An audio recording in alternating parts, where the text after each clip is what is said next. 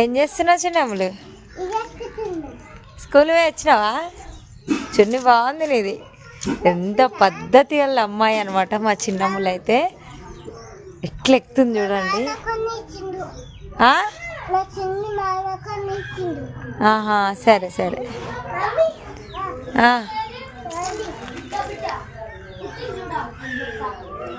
ఏం చేస్తారు ఇంట్లోకి పోయి?